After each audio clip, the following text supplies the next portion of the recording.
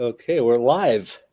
Good evening, everyone, and welcome to another episode of Explorers, Seekers of the Truth. I am Lesson Cabbage, co-founder of the Explorers group, and I'm joined tonight, as always, by my co-host, co-founder, and best friend, of course, Chad Charlesworth. So what is the topic for tonight's show, my friend? Well, we're going to talk about poltergeist. We're going to talk about the actual scientific study of the phenomenon of poltergeist. We're going to look at the Gold Cornell study of activity and a few of the more famous cases over the years. And we're going to look at the history of the term and its usage over the years. Okay. And plus we'll make fun of the movie from the 80s, right? And maybe discuss, some of Hollywood's use of paranormal stuff as like a plot device. It's funny. Hollywood is basically the reference guides for some people on the paranormal.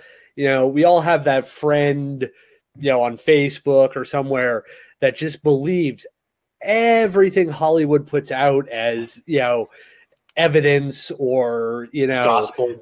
Yeah. And don't get me wrong. Like, I enjoy the fact that all this stuff is out there. There's television, there's movies and stuff like that. But it's about making money. And it's got to be bigger, scarier.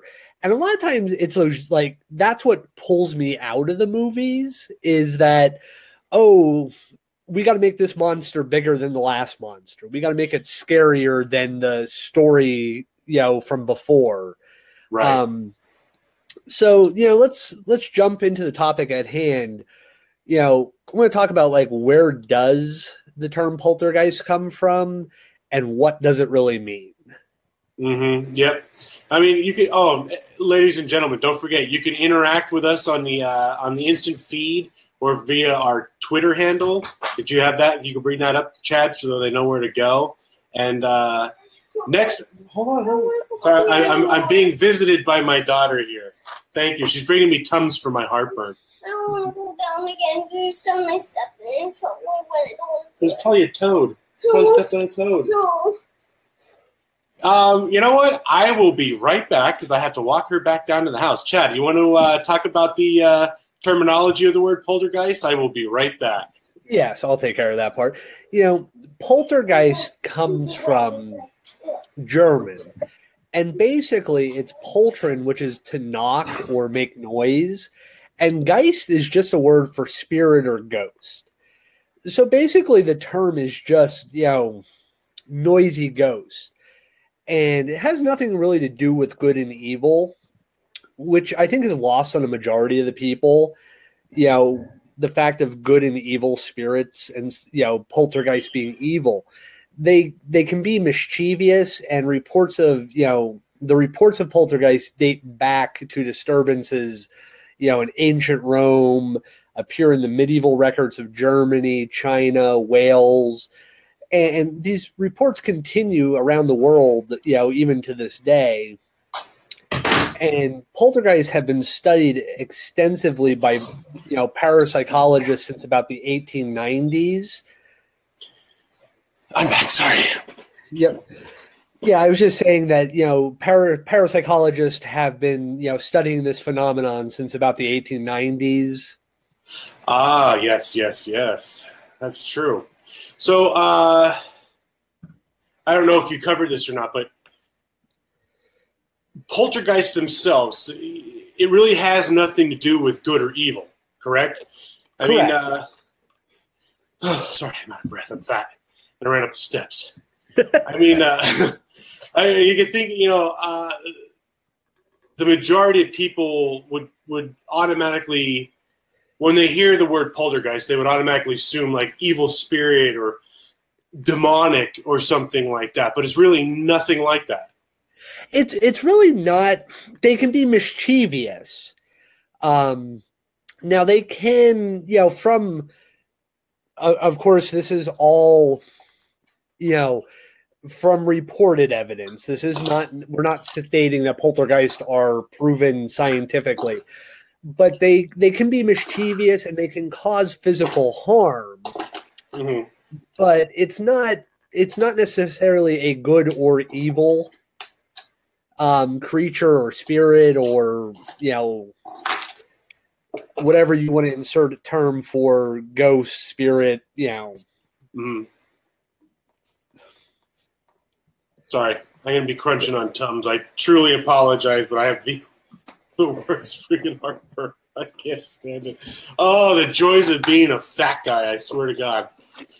So now, just looking at the show notes, and I apologize, I'm trying to catch back up. And yes, ladies and gentlemen, we actually do have a formatted show. We have show notes. We have, everything set up so that way we don't lose track like I'm doing right now.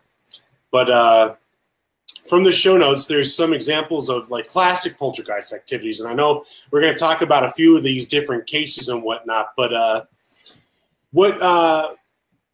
give us a breakdown of some, of how to, I guess, more or less depict whether or not it's a poltergeist activity or if it's just a standard haunting or residual type spirit.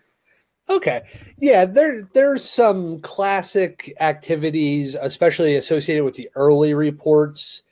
Rock throwing, dirt throwing, flying objects, loud noises, strange lights, other apparitions, terrible smells, rapping or banging sounds, Mm-hmm. physical and sexual assaults, and shrieks are your general classic reports of poltergeist. Now, as you get into more modern times, a lot of the stuff is getting more on high-tech antics, is you want to say, light bulbs spinning in their socket, the phone ringing and ringing and ringing and answering, there's not somebody there, Mm-hmm. Televisions turning on and off. That's more the modern technologies, stuff like that. Of course, the classic stuff, they didn't have light bulbs, when this was first reported. So, it might have been moving candles back then. Right. Now, physical assaults, that, you're looking at biting, spitting, pinching, punching, and, again, some form of sexual molestation continues to be reported in a small number of cases. Sounds like a good time to me. Yeah, I mean, really, it's not sounding like it's a horrible, type of interaction with something. If you're going to be molested, what might not by something you can't see. Actually, you know what? All joking aside, though, that it. And maybe you could answer this. Is that any correlation to what some people would call like an incubus or a succubus, like a male or a female demon, if you will, or what would they be? I don't think it's really on the same, really the same thing necessarily. I think with like incubus and succubus, that's more of physical creatures, or physical manifest. You actually see, yeah. You're right. It just with the whole physical and sexual kind of thing, it just kind of sparked my memory of that. But you're probably right. Yeah, and that's one of the things we're actually going to examine a case tonight that was not ruled a poltergeist related case. But we're going to compare it to some of the stats I'm going to present next, and kind of, we're going to work our way through the case. It does involve some, relatively famous nowadays paranormal demonologists, people who are now famous from movies and television. Mm-hmm. So, we're going to get into the Gould and Cornell study, which was conducted during the 70s, and they published a book in 1979 called Poltergeist. Mm-hmm. So some of the stats here, I'm going to pull them up so the fans hopefully can see them. going to move myself out of the way. Hopefully that makes it a little bit easier for you guys to see. You know, they basically did a computer analysis of 500 reports of poltergeist activity dating back to the 1800s. And they found that there's 63 general characteristics. We're not going to cover all 63. I kind of pulled the higher occurrence numbers to kind of give you some ideas of what we're looking at. 64% of these cases involved the movement of small objects, you know, pens, little things that you have around the house that you wouldn't maybe necessarily notice at first being that have been moved until you go to look for them. Right. 58% were more active in the nighttime. 48% included the rapping sounds or banging around the house. 36% involved the movement of large pieces of furniture. About 24% of poltergeist incidents lasted longer than a year. 16% of the cases involved active communication between the poltergeist and the agent. And I'm going to kind of bring everybody up to speed on what the agent is considered in this, phenomenon. And 12% of the were characterized by opening and shutting of doors and windows. Mm-hmm. Now, to bring us all up to, kind of understand what an agent is, this is a person who's involved and usually the focus of the activity. It's most often a female and usually under the age of 20, but not always. Mm-hmm. See, there's a lot of things when you're looking at these cases where in one case it fits 7 out of the 7 criteria you're seeing here, it fits all 7 to a T. Other cases, you might hit 5 of the 7, and out of the total of 63, you may have 40 of those 63. It does not necessarily exclude it from this phenomenon. Mm-hmm. So, of the 500 cases that they investigated, basically since the 1800s, they found that 7% of them were blamed on witchcraft, and only 2% were blamed on demons, which is kind of odd. Now, we're going back to the 1800s. A greater influence of religion on people and the understanding of things around them as being related to a religion, demons being an acceptable answer to things that happen. Right. Now, I want to give you a little history because honestly, guys like Cornell and Gall, we really, as paranormal investigators, I think a lot of times we don't appreciate or don't really know the people who came before us and some of the reasons why we do things the way we do it. Cornell spent over 50 years investigating the paranormal, and he's one of the people that came to the conclusion most things are naturally explainable, be it frauds, pranks, misidentifications.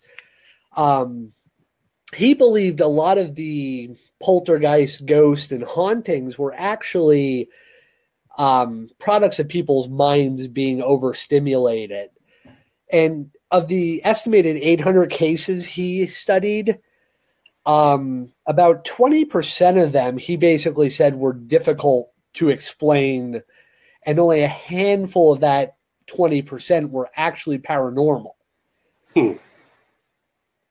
Now, he was a leading British parapsychologist.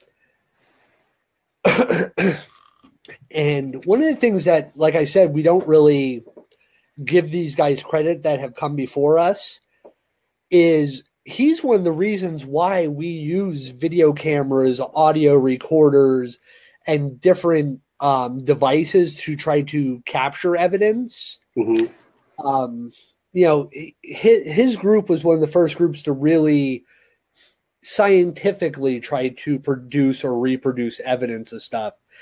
Also, one of the biggest things that he is credited with and this is something we've talked about a couple times with different, phenomenon and creatures, is he actually actively was involved in the study to basically disprove the validity of eyewitness testimony. This guy, I kind of respect him a lot more the more I've learned about him. He actually dressed up like a ghost and went to different locations, and just like people would see him and then he would dart behind a corner and he'd be gone. So people then would be identifying him, and then when they would, ask for a description, they would get this widely varied description, even though he had certain things on every time he did it. He was very unemotionally involved in investigating, which is, I think, something that a lot of people aren't. They feel a certain way, so therefore that's what it is. Right. He was very unemotional and measured on how he did things. And another researcher that was also involved in this study, and I'm going to pop up a picture of the actual book that they co-authored. As you can see, it's a Poltergeist book, and this is some of the stats we'd given you earlier. It can be found in this book. Alan Gauld, he attended Harvard, got his PhD from Emmanuel College, and was taught psychology at Nottingham University. And he was a very skeptical person. He definitely, broke down people's, cases and kind of worked to disprove and debunk everything that he was, working on. Mm-hmm. And, he declared a lot of stuff fraudulent, and there was a few cases that he actually is kind of criticized for, where he kind of felt that certain things that happened during some of the seances that he was trying to debunk were actually more than likely paranormal phenomenon. Mm-hmm.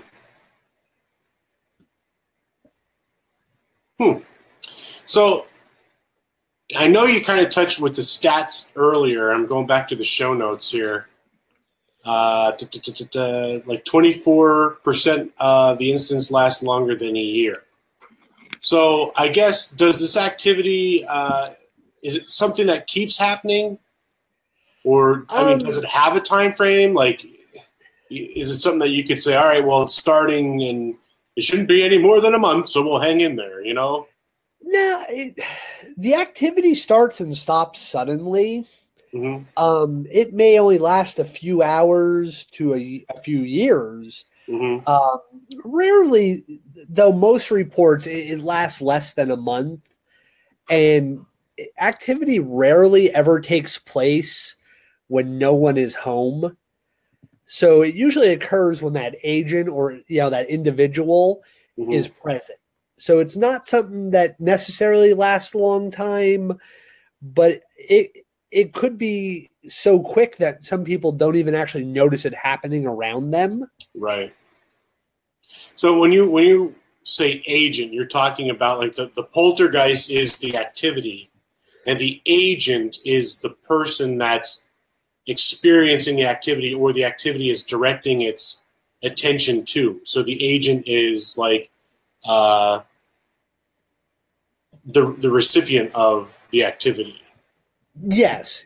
The agent is, generally a female, usually under the age of 20, mm-hmm. and that's the person that the communication or activity seems to be directed towards or around. Okay.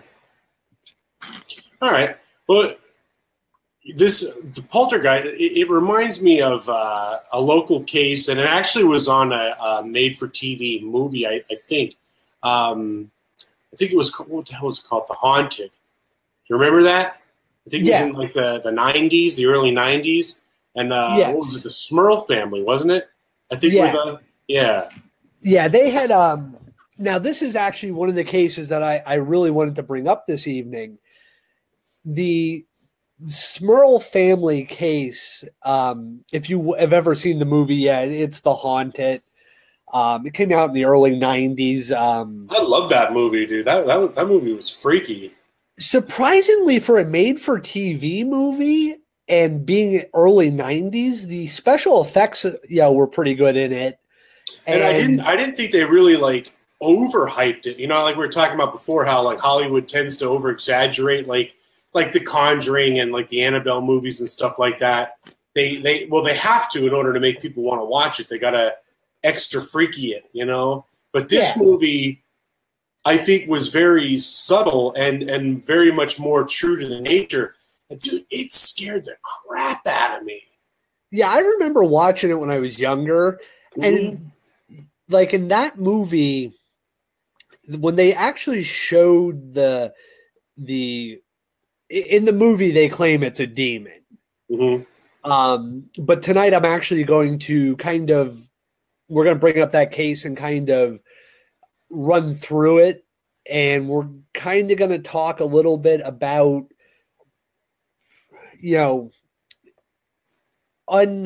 unbiased, investigations into certain things. Basically the Smurl movie, the demon itself, or whatever, they considered it a demon.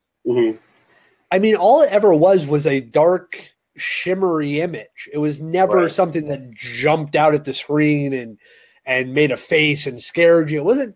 It wasn't jump scares and stuff like that. Like every movie nowadays in the genre of horror, paranormal horror, always has to have a jump scare in it. There's always got to be that scene where the little thing jumps out at somebody, or you turn the corner and there's something there that pops up. That movie was very, very, nicely done, and it was watchable, and you didn't feel like at any point, like when watching the story, it didn't make you think like, oh, this is horribly fake. Like this has to be just a completely made up story. The Smurl family, basically, they moved into a house, basically what we would call half a double. Some people would call it a double block home. It's, two houses that are basically on one foundation, two separate families live in it. And the house was just recently torn down within the last 10 years. And actually, Jack Smurl, the father in the story, actually just passed away a couple weeks ago. Jeez. Yeah, he was in his 70s or 80s, and he just passed away. I think the wife passed away years earlier. But he had just passed away not that long ago. Yeah, they moved into a home in West Pittston, PA. Which is not far from me. Yeah, it's right up the road. And basically, their story starts out in the mid-70s. And basically what they claimed was, they moved into this home. There was loud noises, bad odors. Something threw their dog against a wall, shook their mattress while they were sleeping, pushed one of their daughters down a flight of stairs, and physically and sexually assaulted the father, Jack, on several occasions. Now, of course, I said this starts in about 74. In about 1986, they bring in Ed and Lorraine Warren. For people who don't know Ed and Lorraine Warren, Ed has passed away. Lorraine is the little old lady that you'll see. She's actually officially retired from doing stuff, but she's the little old lady that you would see on some of the paranormal shows. Little old, cute grandmother-like lady. Love her to death. I don't know if I necessarily get 100% behind their findings on a lot of their cases. Because, of course, here's the Smurl family. 1986, they track down the Warrens. The Warrens are famous for now the Annabelle and the Conjuring and Amityville Horrors. Amityville Horror. They're actually they're represented in the Haunting or the Haunted, the Smurl family story They're represented in those movies. There's a couple other movies that they've been in. Lorraine has been on several television shows since her husband Ed has passed away and stuff like that. I think she's done like Paranormal State. Yeah, I remember seeing her on that. Yeah, she's done a couple different ones. So, of course, Ed and Lorraine come to investigate the house in '86. And believe it or not, they find a demon. How ironic. Yes, let that sarcasm set in there, folks. They find what they consider a very powerful demon. Now, some of the Warrens' claims of activity while they were at the home was just, shaking mirrors, furniture, drops in temperature. Of course, they claim they saw a dark mass. Left a message on a mirror to get out. One of the things that comes up is like the Warrens claim that they had several hours of audio tapes containing knocks and banging and rapping sounds. Again, remember I said audio tapes. I could make an audio tape that contains hours of banging, just have, Les's daughter, run around the house and bang on walls. Yeah, just bang on something. I'm going to lay the recorder down. Don't talk. Just, tap on the wall every so often, jump up and down. As far as I know, nobody's ever actually heard these tapes. Now, of course, the Smurl family were a relatively religious family. They had approached the church, the Roman Catholic Church, the Scranton Diocese. Initially, the Scranton Diocese really wasn't sure what was going on. Right. They sent,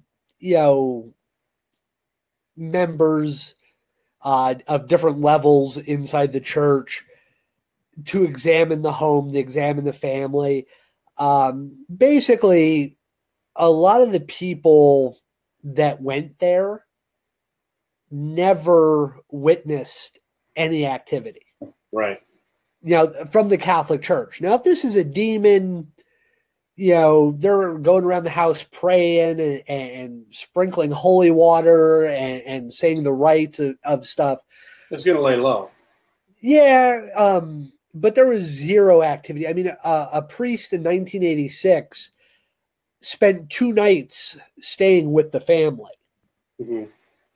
Witnessed zero activity. Nothing unusual happened. Not even the slightest thing unusual happened. Right.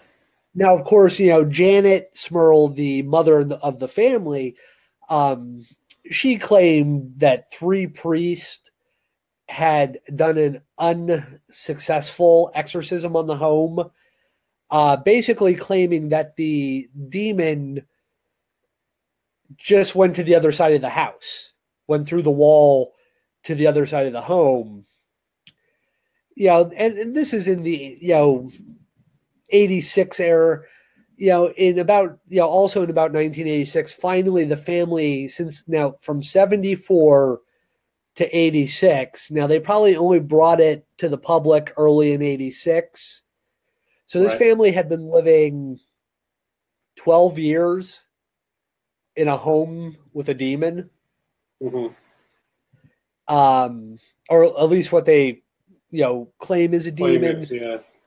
Yeah. Now she made a public statement. They I think they depicted it in the movie where she, her and her husband come out and read this prepared statement and ask people to leave them alone and, for the reporters to leave, because it was, somewhat of a media circus in that area, local news and some national and some, less than credible news services, hanging out, trying to get the story, trying to get the scoop. And then, after they read this, a few months later, the actual book that the TV movie is based on was released. And, it was a highly criticized book. The author was a newspaper writer, and he didn't really he wasn't objective when he wrote the book. So it just basically reads as a one-sided storytelling. Mm-hmm. And yet it's supposed to kind of be, the way he always claimed was he was writing it objectively. And a lot of people can't find the objectiveness in it. Mm-hmm. In about 87, the Smurl family actually moves out of the home. They moved back into the Wilkes-Barre area. Mm-hmm. And when they moved back to Wilkes-Barre, basically, she kind of claims that, in the new home, she saw, shadows and heard knocking and rapping. Deborah Owens is the lady who moves into the house after they move out. Mm-hmm. Much like the Amityville Horror Story, the people that have the house after this claim nothing's ever happened. Nothing in this house has ever struck us as paranormal or demonic or anything. Well, it kind of makes me wonder, because I think in the movie, if I remember correctly, they move, right? And then they go to the new house, and didn't they it showed like it was sunny, sun shining, walking around the house and everything. I think the wife was in the kitchen, and I think her mom or something lived with them or something like that. They had a house plant hanging, and she heard the mom be like, "Janet," and she's like, "Yes." And she's like, "Mom, was that you?" And then she just goes back to doing whatever she's doing. All of a sudden, she hears, "Janet," and then it was coming from the house plant. So my question, or the point of this is, the new people moved in. They're not experiencing anything. Could it be that the poltergeist may not have been attached to the home, but attached to the family or the agent and went with them? Well, yeah, the poltergeist. Again, remember, this is reported as a demonic happening, right? But yeah, the poltergeist, or the poltergeist agent relationship is just that. The poltergeist isn't attached to a piece of property or an area. They're basically, from the understanding I've gathered, is they're attached or some form relation-wise to the agent. Mm-hmm. It's kind of something that sticks with them. Like, most activity doesn't happen unless the agent's present. Right. So, like, a lot of times when you're not home, nothing wrong's going to happen to your home. But if that person who is the focal point of this is there, stuff is going to happen. Yeah. Now, there was other people who kind of investigated the investigation of the Smurl family's, situation. Paul Kurtz from the University of New York at Buffalo. Mm-hmm. He was the chairman of the Committee for Scientific Investigation of Claims of Paranormal. Basically said, the Warrens are not objective. They're independent. They're not objective. They're not independent. They're not impartial investigators. And he basically criticized the family that this is a hoax, a charade, a ghost story. Yeah. That it's delusions, hallucinations, or other brain impairments. Which, doing research on Jack Smurl, you find out in 1983 he had surgery to remove water on his brain. Mm-hmm. He also had memory issues, short-term memory issues, because he suffered meningitis as a child. Uh-huh. So you have somebody who, of course, now is the target of physical and sexual molestation by a demon, or, the Warrens claim it's a demon. Mm-hmm. So an unseen entity more or less, Mm-hmm. but yet the Warrens claim to have seen it. Oh, I just freaked myself out. I don't mean to interrupt, but I was just sitting there, and out of the corner of my eye in my screen, I saw something moving. I swear there was a cat behind me, but it was actually the corner of my chair moving. Oh, I'm tired, and I'm seeing shit. Well, that's not bad. Last week, the curtain in the corner of your room was moving, or the light. Yeah, when I had the AC on. Yeah. Yeah, I was like, what's going on behind him? Yeah. You know, to kind of wrap up some of the history of the Smurl case, you know, it was made into a TV movie. Mm-hmm. A good one, too. Yeah, a relatively good, a very good TV movie. Yeah, I loved it, man. It scared the crap out of me when I was younger. Now, of course, you know, the claim is it was a demon. This comes from the Warrens, though. You know, they're both noted demonologists. You know, their research isn't done in any real scientific manner. So if they're a demonologist, they're going to point everything towards it's a demon. Mm-hmm. That's their bread and butter. Right. But when you look at the definition and some of the criteria for poltergeist, it doesn't really rule out poltergeist as a probable or explain an explanation for the situation. Right. Again, you know, we're not saying that poltergeists are necessarily real. We're just saying a phenomenon exists. It has existed through history. You know, the argument of what came first, the chicken or the egg, is going to be is paranormal or spirits real?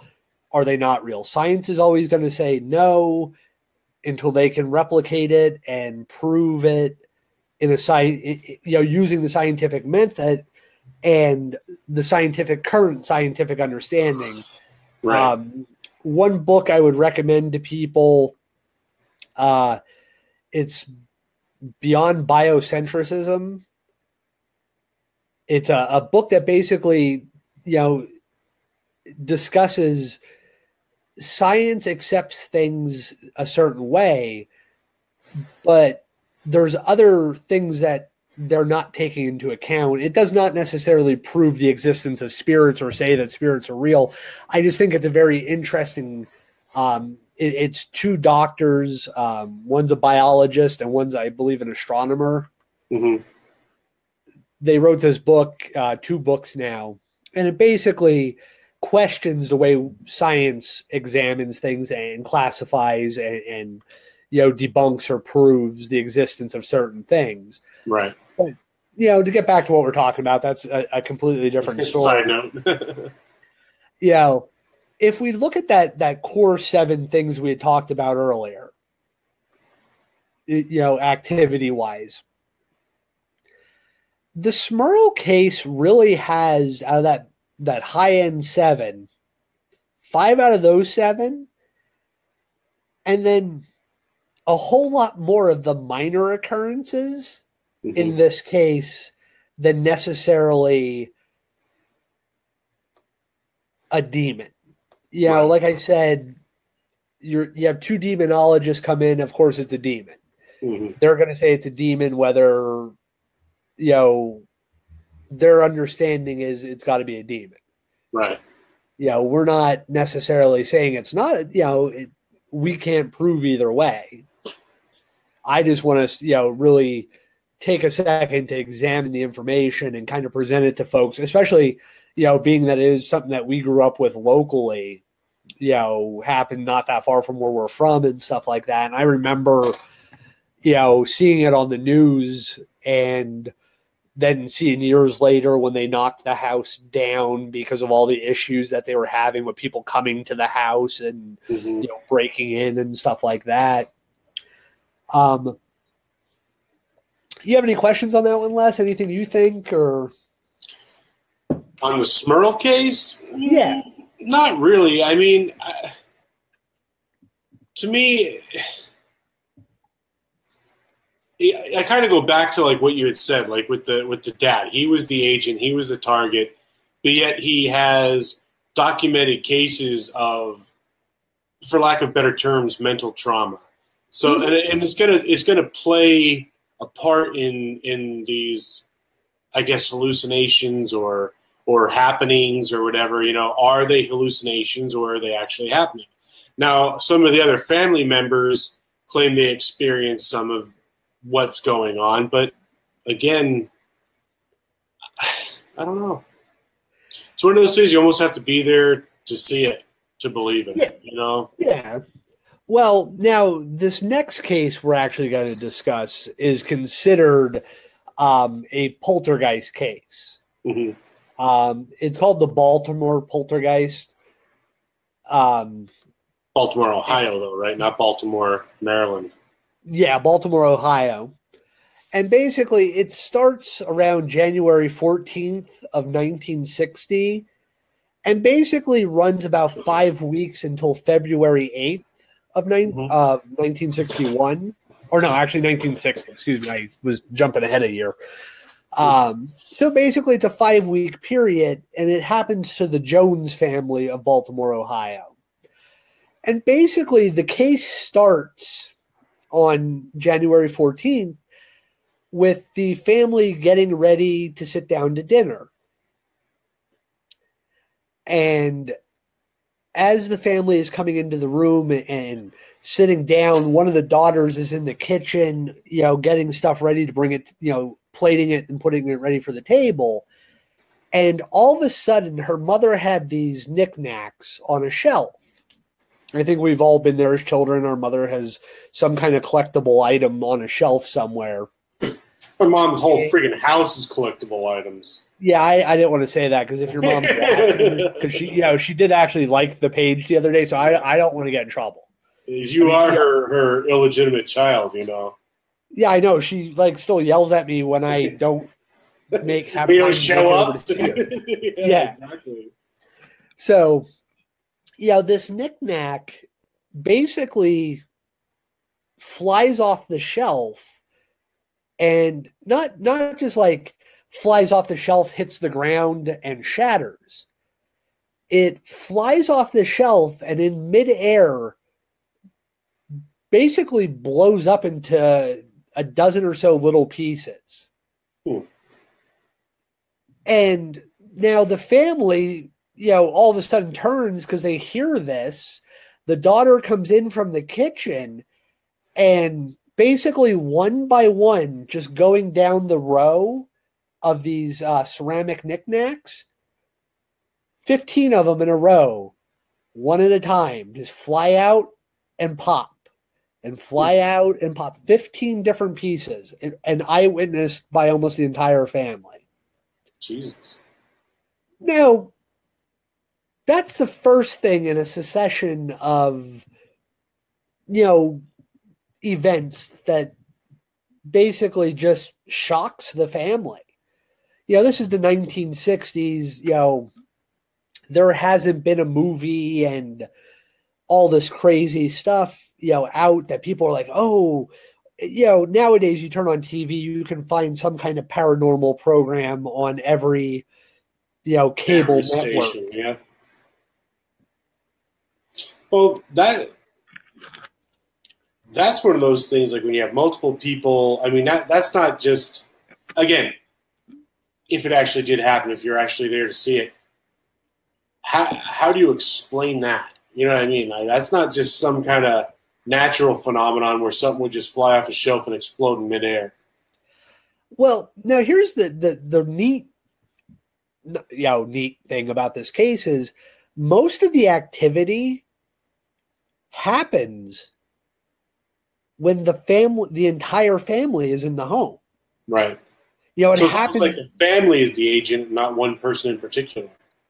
Well, yeah, kind of, sort of. A little bit later on in this, discussion, I'm kind of give you some idea of a possible agent in All right, this. I'm jumping ahead. I'm sorry. Yeah. On a night where the family is sitting in a living room, watching TV, all of a sudden a piece of pottery, a flower pot, basically lifts up off a shelf and goes flying through the window going outside. Jesus. And it's in front of almost the entire family again. Now, again, remember, folks, I said from the inside going outside, not from outside coming into the home where somebody could have thrown a flower pot through your window. Right. This came from the inside of the home and went out the window. A lot of times, a lot of the activity happens, especially in this case, happens around mealtime, when the family's gathered together. Mm-hmm. They said on one occasion, they're sitting there eating dinner, and the sugar bowl floats up to the ceiling and then proceeds to dump sugar all over the table. Pictures fell off the wall and, skidded across the floor. Not just like fell down and hit the floor and broke, like hit the floor and then slid across the floor. That's creepy.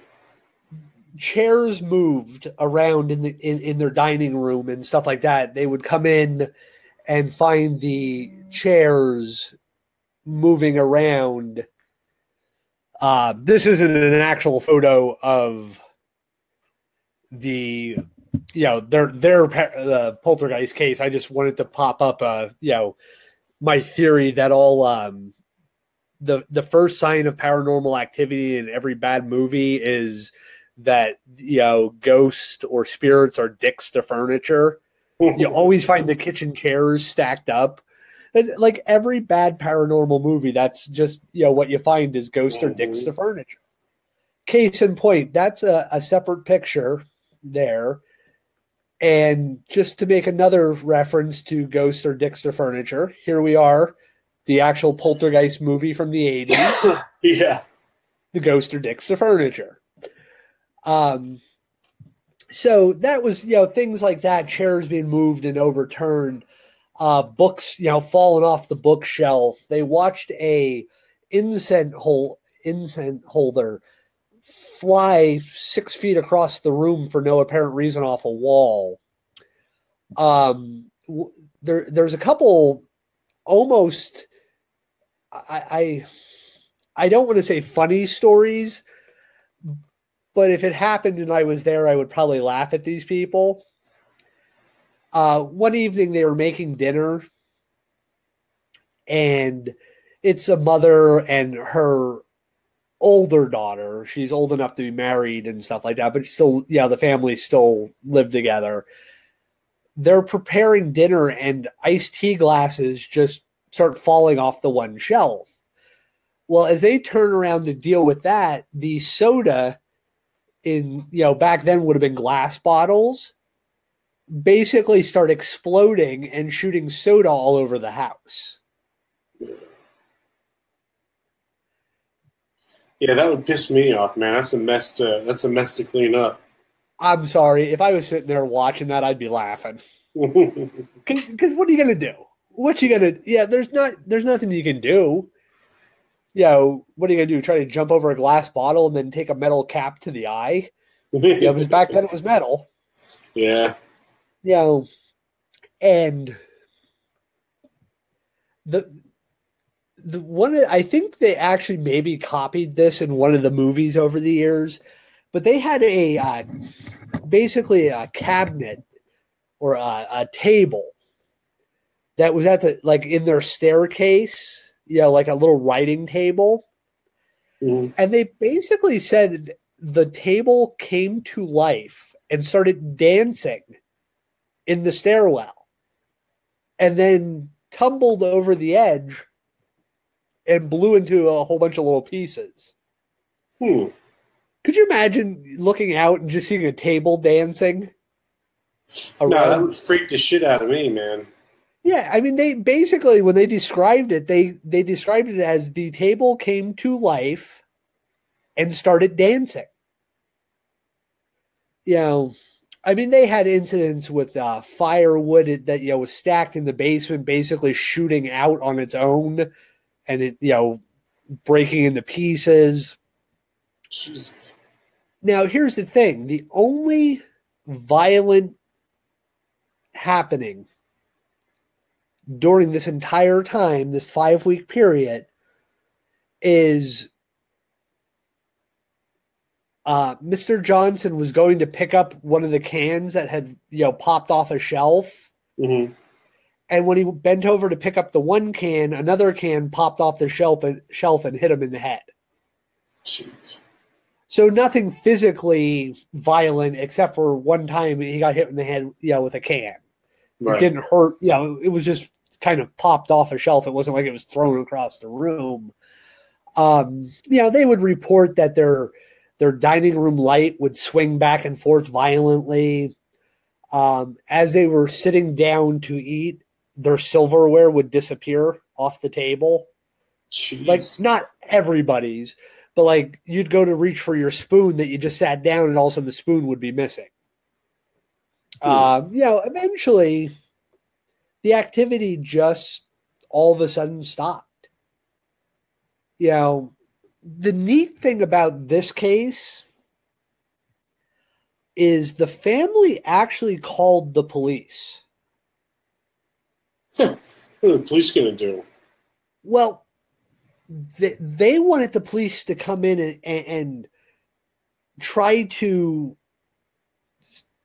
get verification, get documentation that other people were seeing this. And it was, the events were so weird that the actual police department brought in their crime lab technicians to try to find like traces of explosives for the original incident where the ceramics were blowing up in the air. Right. They couldn't find any evidence of explosives. They went to the city, had the city get, seismographs and, tests for tremors, going back and contacting universities that, had seismographs running through this period. Nothing out of the ordinary. There was a radio repairman who claimed, he could explain it all. It was high radio frequencies in the area where the house was. Mm-hmm. He comes to measure the amount of radio signals and stuff like that. No more so than normal. They brought in a local plumber to test all the water pipes in the house to see if the water pipes were causing things to rattle and fly off the wall. Because a lot of this stuff happens with stuff falling off of something else. Right. So they're reasonable people. They bring in a plumber and say, pressurize, depressurize, run the system, try to make this stuff happen. The plumber even checked the furnace, thinking maybe air currents or, something like that could be causing, the activity. Right. Now, there is a researcher. I'm going to pull up his picture here in a second. And his name is Fodor Nador. Fodor Nador. Sorry, Game of Thrones. Oh, okay. I have no clue about all that. You're lost. You're like, what the hell? Yeah, I'm more of an Fedor Emelianenko, the MMA fighter.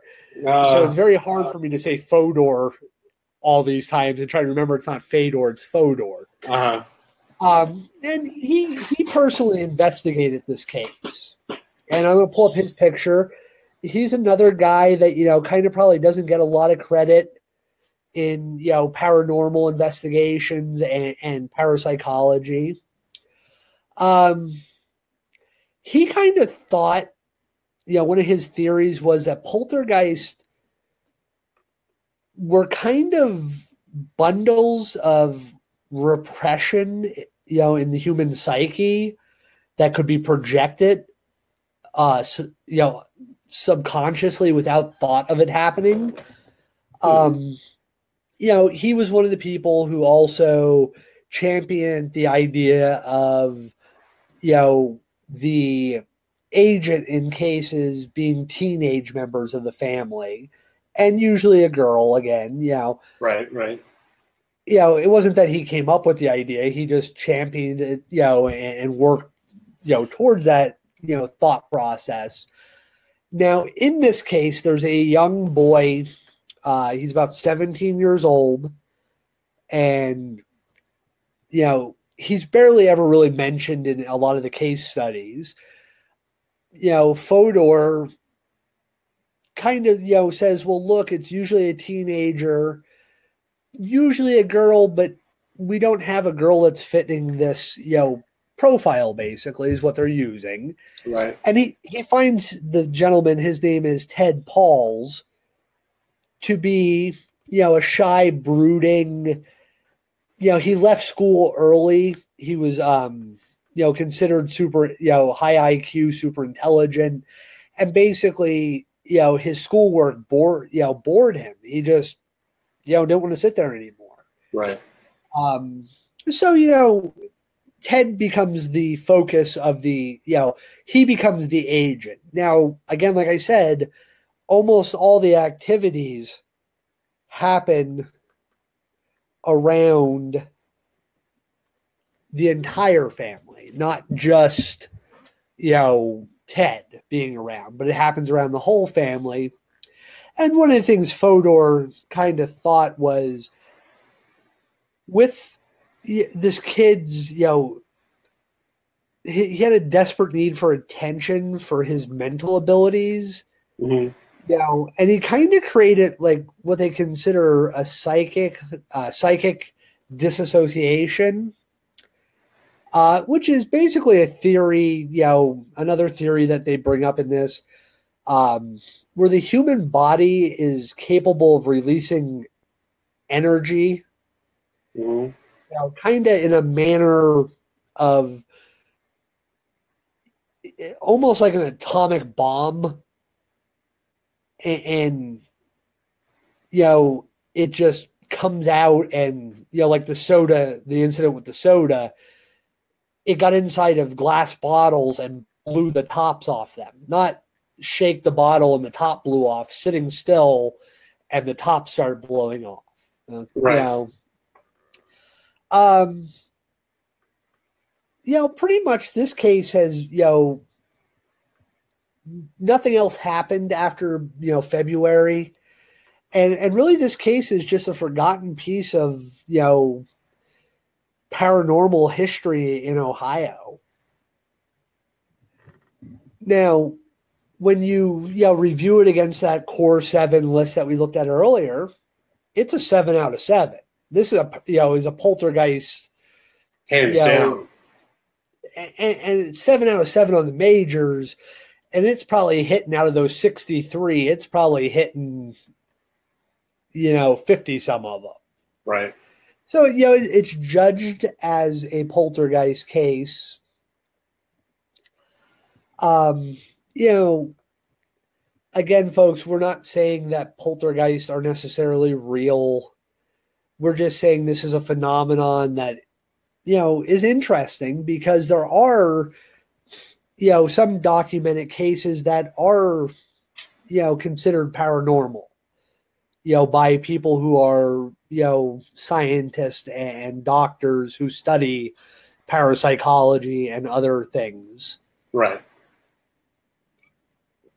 Les, you have anything you want to, question on that, or, ideas? Not really. I mean, I think it's pretty much self-explanatory. No, I really don't. I'm at a loss right now. I can't believe that. Well, for anybody listening, if you guys have any thoughts or anything you want to add to that, or anything that you want to inquire about, if you're watching us on Facebook, write us in the comments section, and it'll show up on our Smile Time feed. Or if you're watching through Smile Time, you could chat with us on the side chat bar, or send us a message via Twitter. We could get your questions answered that way. Yeah, I mean, as far as the Fodor's studies and stuff like that, I don't know. I mean, it all makes sense. You know what I mean? Yeah. Yeah, I don't know. I don't really have anything else to add to it. It's pretty straightforward. Yeah. Just go back through the show notes, seeing if I could see anything that really kind of tripped me up. And no, I mean, it's all pretty, like you said, pretty straightforward. So we're going to talk, at this point, some of the paranormal theories on Poltergeist. One of the theories brought forth by, Fodor and William G. Rawle, who's also a parapsychologist, is they kind of pointed that poltergeists are actually, psychokinesis, which is just basically, it's the alleged ability, to physically interact or influence a system without directly physically interacting. It's kind of the old, Jedi mind tricks and the Jedis, from Star Wars lifting the stones by just looking at them. Right. Now, one of the things with psychokinesis, they've tried to experiment, and it's not repeatable. And a lot of the experiments are done under poor controls. So in science's eyes, there's no convincing evidence that, psychokinesis is a real phenomenon. Right. Now, William G. Rawle, who, helped champion this theory, he kind of created, once they couldn't really replicate these occurrences, he kind of came up with a theory called recurrent spontaneous psychokinesis, where basically it's not something that you can just do and repeat, time and time again. Right. The situation has to be right for it to happen. Of course, mainstream science, there's all you've done is added a couple words to the original thing. Right, right. It doesn't make it any more provable than it was. This just kind of gives it a buffer to why maybe it's not repeatable. Right. Poltergeist activity has also been blamed on, malicious spirits. You'll see a lot of times, people will say, oh, there's poltergeist activity. Well, that's a lot of things. What are you saying is necessarily poltergeist activity? Why is it poltergeist activity compared to just, paranormal activity? Right. Now, this one I love. This is one of those ones where, me personally, if you believe this theory, you might need to see somebody. Basically, Spiritism believes that poltergeists are a manifestation of disembodied spirits of the lower level belonging to the 6th class and 3rd order. Lower level, 6th class, 3rd order. Mm-hmm.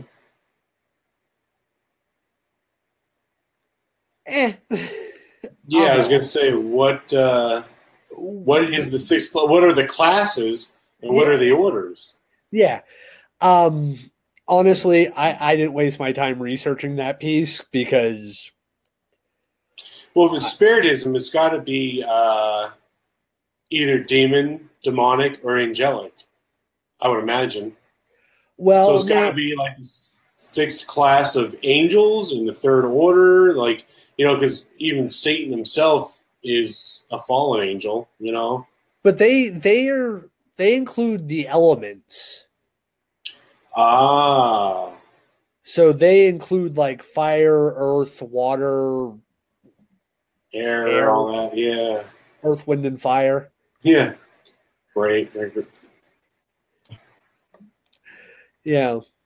So I really didn't delve into researching that one because honestly, that just seems like something I would start reading and get angry. Yeah, I have to look that up. Yeah. Now, we've talked about the paranormal explanations. Right. To me, I believe if there is such a thing as a poltergeist or this activity of poltergeist, I almost lean towards the psychokinesis. Right. You know, because a lot of times when you start to look at these, you know, reports and stuff like that, it's usually somebody under great stress. Right. You know, a teenage girl, the hormone levels are different. You know, they're in flux. Yep. There are so many pressures on them and around them, and you know, they make themselves miserable, and you know. Well, it's a mental, a physical, environmental.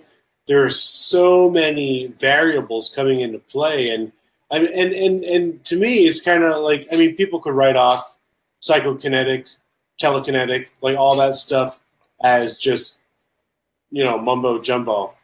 But, and I might be getting off topic here, but I mean, think about it. When we only use 10%, or supposedly, you know, through science, we use 10% of our brain. We have 90% that's untapped, that we really have no idea what it can or cannot do. You know what I mean? And if you think of, like, look at animals and stuff, and they always, you know, people always say, oh, well, you know, dogs have a sixth sense. They can sense things that we can't, or maybe it's just the five senses that are just extremely heightened that people say is a sixth sense, but maybe they're more in tune with things than we are, or maybe they use different portions of the brain that we just kind of evolved away from. So I think that it could very well be plausible that this isn't a third party apparition. You know what I mean? It's not a thing. It's just a reaction to your current state of mind. You know what I mean? Like, they're going through a lot of stresses, a lot of changes, and this, that, and the other thing. And maybe they are tapping into some section of the brain that, you know, isn't or hasn't been used in a long time. And because, you know, so many times, you know, you have those very realistic dreams, or, you know, maybe it was something that they had dreamt, it's in their subconscious, and it came out. You know what I mean? Like, I don't know if I'm explaining this right, but if this were something, rather than saying it's a demon or a spirit or this or something out of this world or otherworldly, I would say it would most likely be a more logical explanation, even though, like, what I just explained didn't seem very logical. But I would say it would be something more brought on by the person than something from, you know, fiction. Mm-hmm. Well, if you think about it, there's all these reports of people demonstrating superhuman strength when there's a stressor that puts them in a situation where they have to do this. Right. You know, somebody picking up a car because it's rolled onto somebody that they love, and all of a sudden they're, lifting the back end of the car. Same person couldn't repeat that if the car was just sitting there. Right. I remember reading a report about a mom who was like, a smaller woman, not very strong. Again, I'm not saying women aren't strong, but whatever. But, a woman who couldn't normally pick up a car. Yeah. Her kid got stuck underneath the car. She freaked, lifted the car, got the kid out. No way she'd be able to do that again. Yeah. When a great stressor is put in there, some kind of stimulus, all of a sudden they have this, what people would consider supernatural strength. Mm-hmm. Well, where does that come from? Your muscles are only so strong. Your ligaments, your tendons are only so strong. Yeah, there are people who can lift the back of a car. But the average person who's never weight trained or trained to lift a car is not all of a sudden going to pick up a car without doing damage. I don't want to interject here, but I just got a message from Leslie saying that she thinks our live show is glitching. She's trying to log in or view the show, and we're frozen. She said she's trying to tune into the show now, and our feed is just frozen.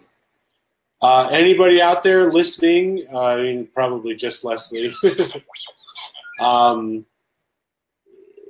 Well, let me put a post, because if they're not being able to hear us, I'll see if I can post something.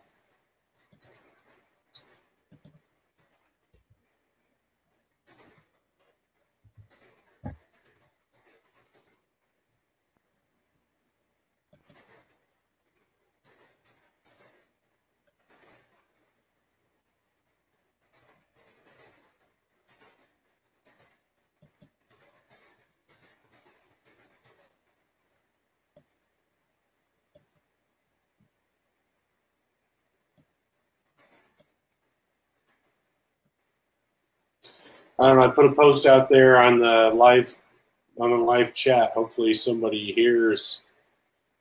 On our screen, we're fine. Do you want me to log into Facebook quick and see if I could see anything? Sorry, everybody, again with the technical issues.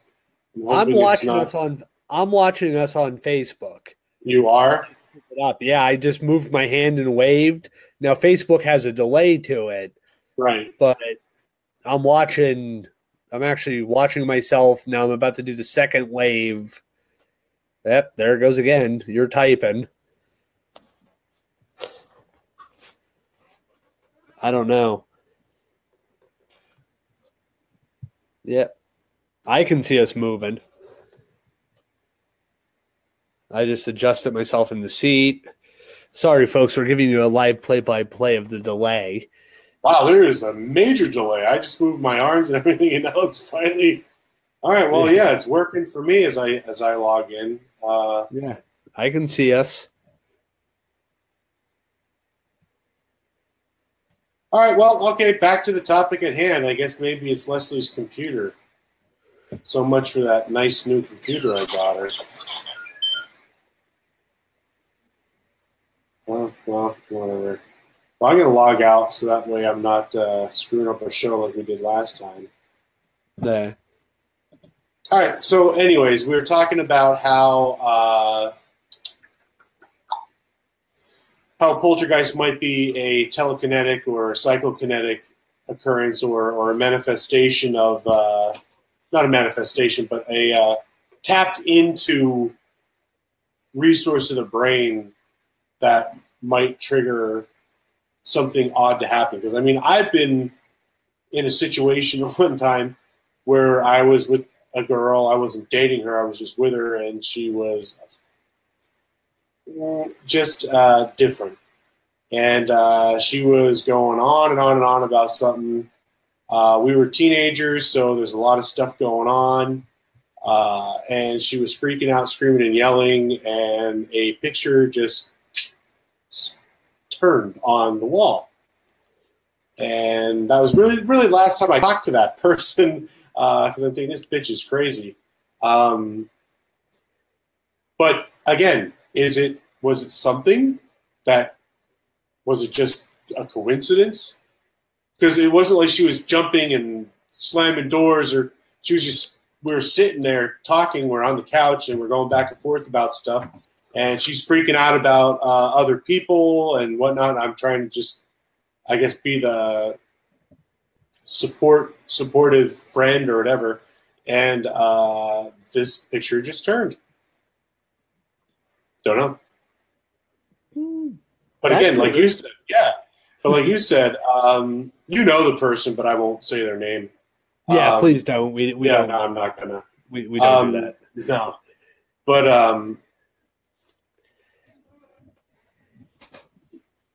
like you said, it was a stress, hormones, because it was early teens, just really fucking weird. I mean, really weird. Sorry. And well, she was from a split family. I mean, there was a lot. Mm-hmm. But then again, I do remember her also saying that she thought that because her and her mom and her mom's boyfriend, I think, or was it husband? I don't know. They were living in a rental house, and they would always say that the place was haunted. So again, was it a paranormal thing? Or was it like we're talking about with the whole Poltergeist situation where there's this agent or individual who things seem to be targeting? But it tends to be younger females. Mm-hmm. Could this girl just have been going through, a severely emotional and trying time where, she lost her real father, a new person's in, a new home. We were early teens, so I'm sure her body was changing. We were in school, and she used to get teased all the time. There were so many elements. You know what I mean? You never know. Yeah. But, I don't know. Yeah. Well, now to kind of, get into the scientific community's explanation or thoughts on poltergeist. Basically, it comes back to everything else that is pseudoscience. It's all hoaxes. Of course. It's all fabricated. It's all, hallucinations. That's their standard answer on it. Uh-huh. There was a researcher, his name was Frank Podmore, who proposed the naughty little girl theory. What's that? Well, basically, he proposed that, one of the things that a lot of, parapsychologists were pushing was this, female agent, teenage under the age of 20. So basically, what he put forward was, look, it's a young girl in need of attention. She's mischievous. She starts doing things and setting things up, to cause what people think is poltergeist activity. Mm-hmm. Puts a little string on something and pulls it off a shelf, from around the corner.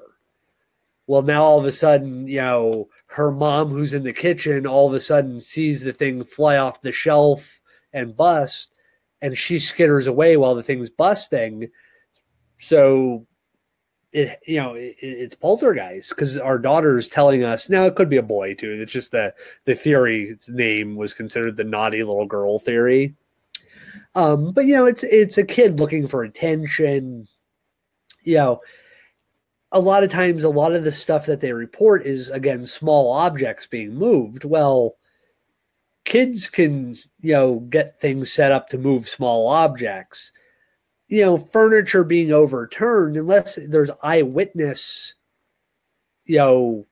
you, me, and 3 other people are in a room and we watch a couch flip over on its own, Right. we're only going on, secondhand information at that point that, we came home and we were, my wife and I were putting the groceries away in the kitchen, and all of a sudden the kids started screaming the couch was flipped over. Well, by the time the parents got in the room, the couch is flipped over. Right. So therefore, the kids saw it happen. So, it's kind of a theory that they've put out there, the juvenile, trickster. Attention, yeah. Yeah. And then the parents kind of, they don't know any better. They don't want to think their kid is, misbehaving in such a manner. So they kind of just go along with this theory, the thought of, something paranormal is happening in our home, instead of, okay, I'm going to put a camera up and catch my son doing this so I can, correct him later. Right. Another thing like I said, they claim it's, illusion, mental illness, memory lapse, wishful thinking, delusions, and what they found, they basically point to most of the evidence that has been found over the, years has really been trickery or stuff that could easily be done in a trickery, fashion. And, some hallucinations, people think they're seeing something, or people are exposed to a certain type of chemical, or gas in their home, could start hallucinating. And then all of a sudden they think they're seeing, I watched this picture fall off the wall. Well, maybe there was, something bumped into the wall, or there was vibration, a big truck or a train passed. Oh, well, the train goes by every day and the picture doesn't fall down. Well, every day it had been rattling further and further loose, and all of a sudden now it's falling. But then it's, could it be some kind of environmental, thing causing hallucinations? Right. And one of the things that actually was proven back in the 50s in a, reported poltergeist case was there was basically a downdraft in a chimney into a home in Cape Cod that was actually causing like mirrors and pictures and stuff to fall off walls. And it was such a downdraft that it was actually pushing chairs around in the house. Like the chairs were solid back, and they were being pushed by the actual air pressure changes in the home. Jeez. Well, you got to figure Cape Cod, you're out there, close to water. It's, you're going to have changes in winds and stuff like that. Right. They've tried to kind of push some of the poltergeist activity off on unverified natural phenomena, being like underground water turbulence, basically causing stress on homes and, causing things inside the home to fall and some of these occurrences to happen. Well, the gentleman we spoke of earlier, Gall and Cornell, actually put this guy's, put the theory to test, and basically, they subjected a model home to extreme, strong mechanical vibration, and basically they discovered that objects didn't really move that much, but it caused great amount of damage to the structure and the foundations of the test models that they had used. So it really didn't sit with some of the evidence. And, basically Trevor Hall, who was a skeptic, basically said that if underground, water turbulence happened, buildings would be falling down all the time. They would cause such, destruction to the foundations that they would end up falling down, and we'd have homes falling on a regular basis. Right. So it's never really held up to any kind of scrutiny. They blame some of it on seismic activity, but again, when there's no evidence of seismic activity, there has been, reports of poltergeist activity. Yeah. David Turner, who is a retired chemist, suggested that ball lightning caused the, objects to fly off shelves and break and stuff like that. But again, never really been verified to, be real even at this point. Yeah.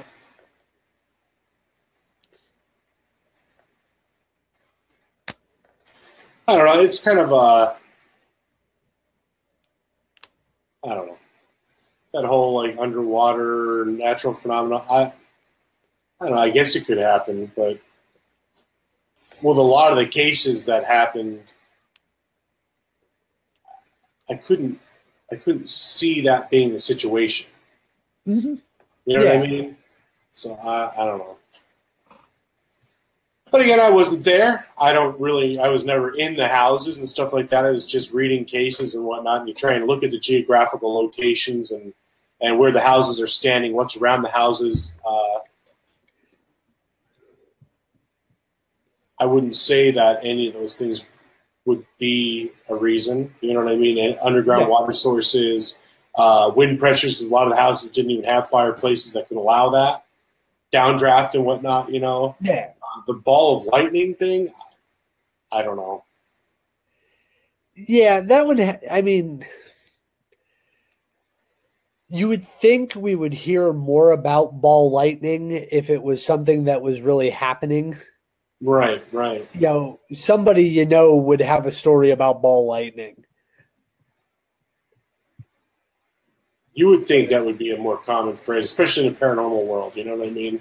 Yeah, you would definitely think if it was something that was actually happening on a regular basis, people would, have some understanding of it and, know a little bit more about it. Right. But yeah, again, this is something that's intriguing. I've heard of a few cases that, like I said, that involve poltergeist activity, but not necessarily that they were poltergeist. I think it's more of a classification of activity now to me, more than an actual occurrence or a type of, interaction with some kind of spirit or something like that. Right. I don't know. That's a poltergeist thing. It's to me, it's a tricky one. Like I don't know what to think about the whole thing. But hey, at least we fed some nice information, some good case studies and whatnot. So I don't know. What do you? What's on deck for next week, buddy? We want to talk about next week? Yeah, I think next week, definitely.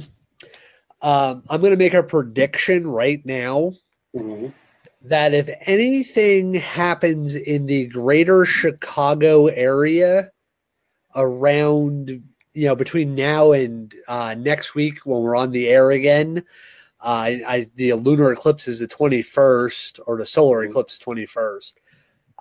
Folks, don't look directly at it. That's very bad for you. Right.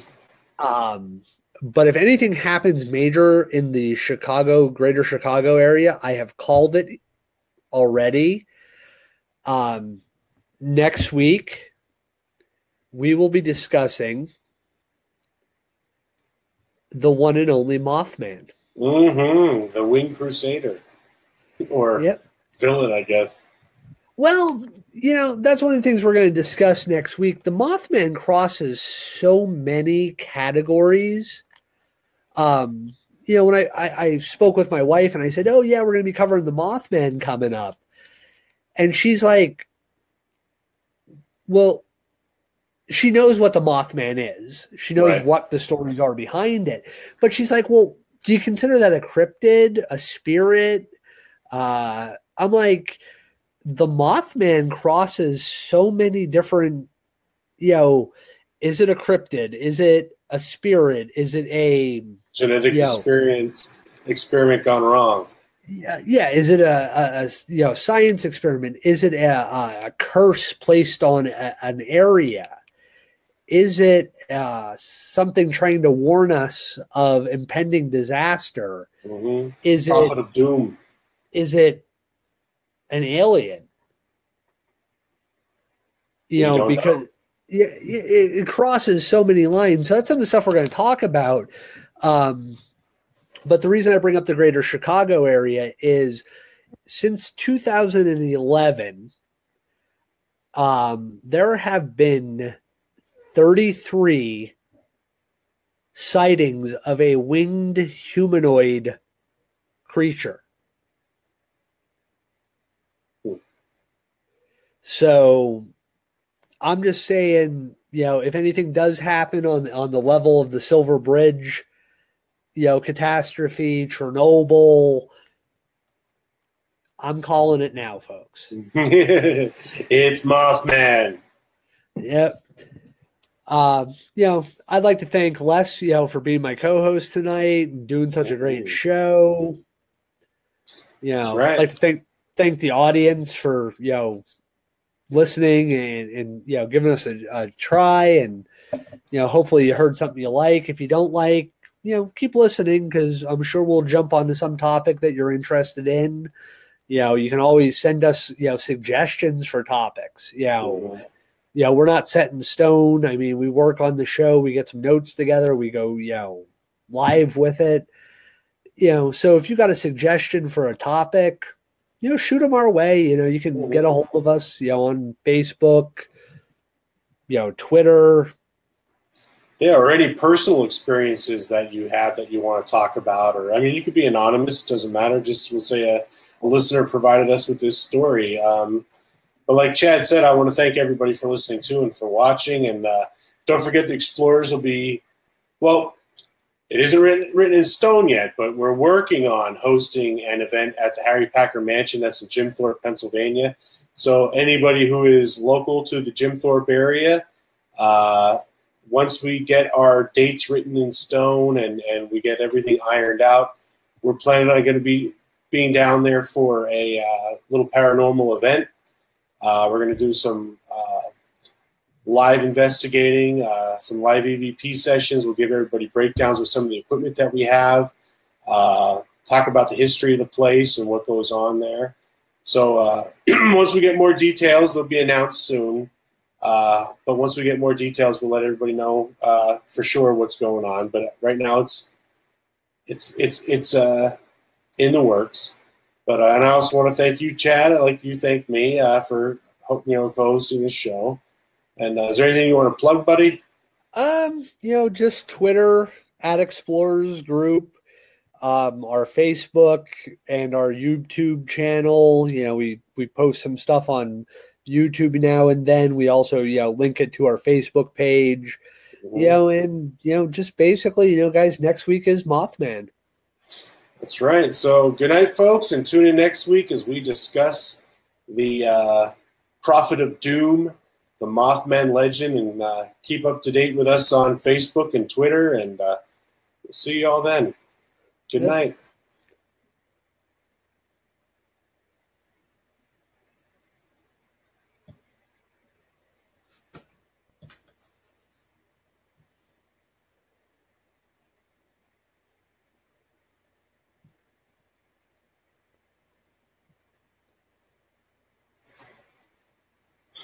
Did you turn it off? No, I gotta wait until we actually are done talking. I'm watching the delay feed. You're moving your hands right now.